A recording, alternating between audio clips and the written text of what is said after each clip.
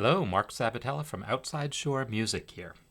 In this video, I want to talk just about different aspects of counterpoint. Now that we are underway with the counterpoint course, we've started defining some terms, and I wanted to give you just a short little section of this Bach B minor Mass that's been, the subject of so many of my videos lately, and just talk about how just in these four measures we can see a lot of the concepts happening.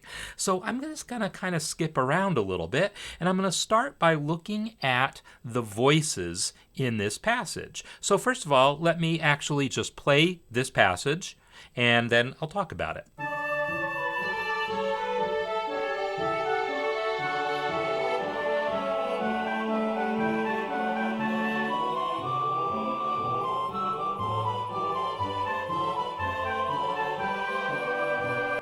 So that's the passage we're going to talk about.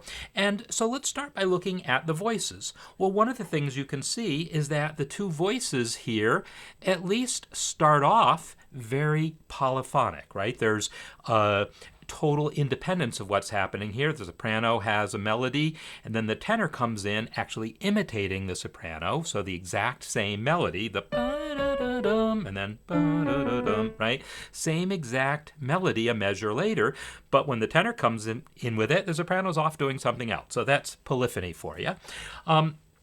And then if you look at what's going on in terms of the direction of the lines, you see in the second measure here, the soprano is ascending while the tenor is descending. Well, that's contrary motion, right? And then we have the tenor sustaining a note while the soprano starts moving. That's oblique motion.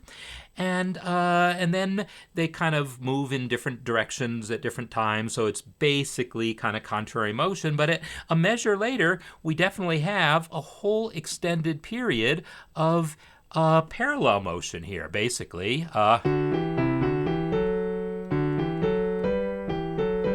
Right? Just parallel motion between the two voices.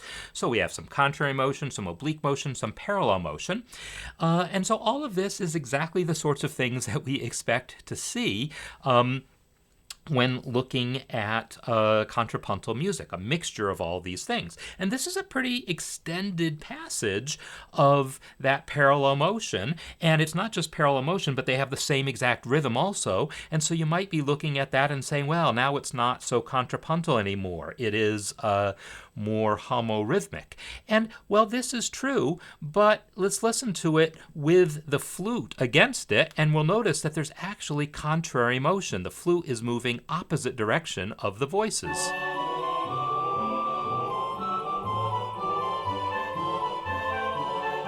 And same with the violin when it comes in. The flute and violin are descending at a time when the voices are ascending. So we have a lot of contrary motion going on.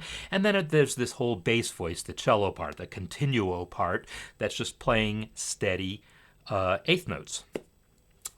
One other thing worth noting in here, I talk in the course a lot about voice leading and how steps predominate. And if we look at this, you'll see that indeed this melody is mostly steps.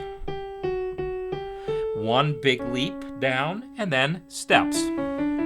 Right? It's steps with just a few little thirds in there. And the thirds also happen to resolve by step. If you look at that continuo part, you might look at it and say it's very leapy, right? It starts off with some steps, but then a big leap, big leap, big leap, big leap. And you might look at that and say, well, gee, that is awfully leapy. And the thing is, well, okay, yes, it's sort of leapy, but on the other hand, this is what we could call a compound line. If I ignore those high notes there, I really have. And then if I ignore the low notes, I just have.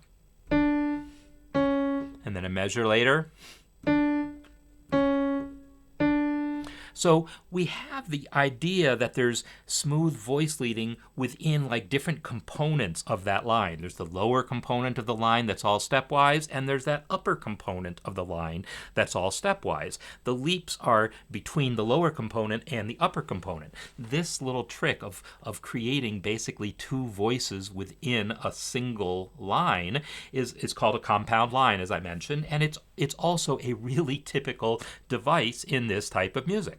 So we could also look at this in terms of consonants and dissonance, and we'll see that there's mostly consonants. Here's consonant with the two voices first come in together, consonants, and then a dissonance for a moment here that resolves to a consonance, and then consonants.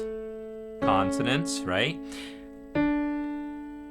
This is a slight dissonance of fourth that immediately resolves to consonants. Dissonance resolving to consonants. Consonants and a little dissonance resolving to consonants, right? So we're going to see this tension and release cycle between consonants and dissonance throughout. No matter which pair of voices we look at, we're going to see those sorts of things.